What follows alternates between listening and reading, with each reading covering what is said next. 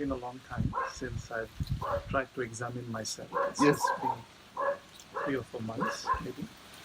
And one of the things I notice is I'm an anxious person. Yeah. And because of this natural, maybe it's genetic, maybe it's inherited. I see it in my parents and in my community sometimes. Yes. We tend to overreact or be more anxious than we should be. Like 7 billion other people. And I'm not part of the mind. Anyway, I felt that this was holding me from living fully. Yes. And then I heard that if we were to disidentify, they say, the so-called body-mind complex to the so-called, the body-mind complex, which I know, to the so-called consciousness or sakshi or whatever. But is this part of our mind? Because it is the mind. So is it? So I can see my hand. I can see my mind can see my eyes, but I can also use my whatever they call it, the prefrontal cortex, to see my thoughts. Yes.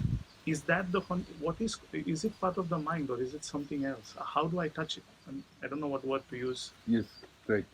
But then I feel I will not be anxious. I'll be happy. But how do I get there quickly? Yes.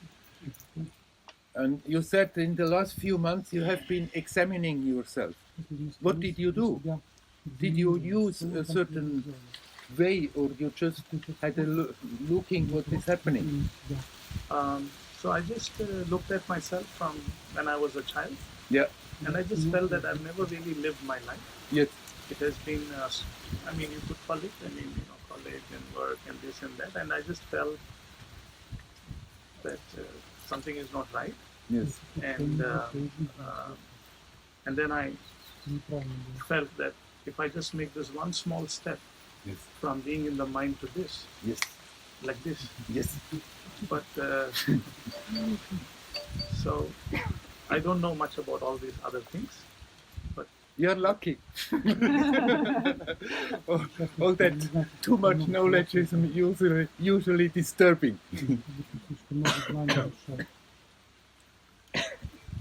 All right. I'm telling you something and you try after that, huh? For some time.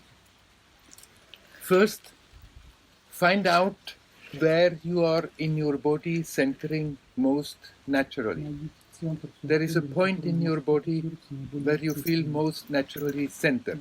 It can be the heart, it can be the throat, it can be the third eye, or maybe on top, or in the belly. You just watch yourself for some time and see, and you will find out where you centering most naturally, and then make that into your center.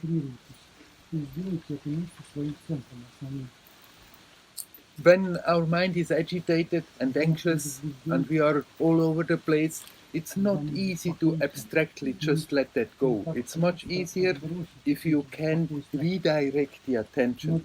So you redirect the attention to your center. And then you do a second thing. You breathe consciously at that moment. That's also a good way of withdrawing the attention from our mental stuff and bring it to the present, to that moment where life is really happening. And then you do a third thing.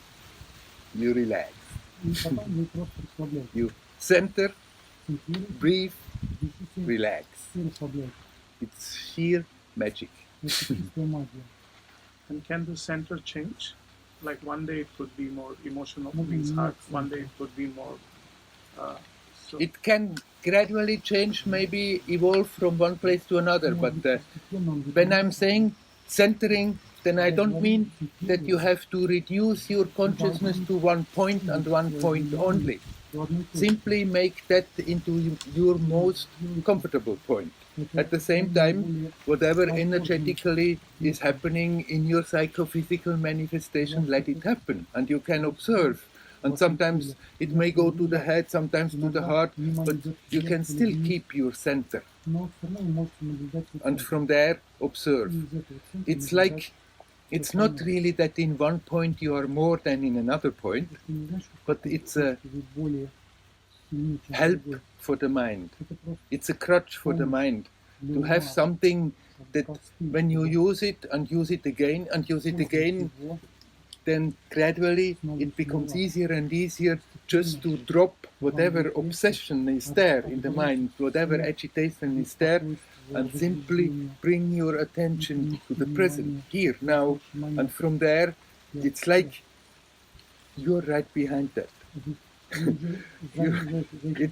It's just you have to relax and you're there. You asked how can you touch it? In a way, there is not a moment where you are not touching it. But with our attention, we have learned to be everywhere else, apart from that sense of presence that is always there. Somehow, it should be natural that we are rooted, that we are centered here, in that, and that we are functioning from that perspective. But somehow, growing up in this world, developing the mind, and then everybody is slipping into the same line that the whole rest of the people are doing, of being always in the head and calculating and being anxious what happened, what's going to happen, what they are thinking about me, am I going to be successful, all that stuff that goes on, completely missing that sense of presence. It's never absent, it's never not there. It's not that you are not touching it, but you can learn to consciously touch it. And what I told you to do will bring your attention and you become more and more aware. There is always, no matter what is happening, no matter how anxious you are, no matter what activity, what restlessness there is always that peaceful aspect in you that is absolutely not affected by any of this. Learn to bring the attention back to that and relax. Then you live. You said you never were really living. And in a way you're right, because we go through life half asleep, in our dream, in our mind, and completely missing that bubbling beauty of existence that is now. Always in the past, always somewhere, always in the future, thinking, instead of learning to be aware, that fountain of existence, that fountain of joyous life is there all the time. It's never absent, and we just have learned to miss it all the time. Just come home. There's only one point where you are touching reality. That is here, now. All else is in the mind. A moment before is just a memory. A moment to come is an anticipation. There is such a totally different quality, category to that present moment. It's here that life is bubbling, that beauty, that creativity wants to express itself. And we have learned to be never here with our attention, but be always somewhere else, and completely shut down that possibility, that beauty of joyously existing.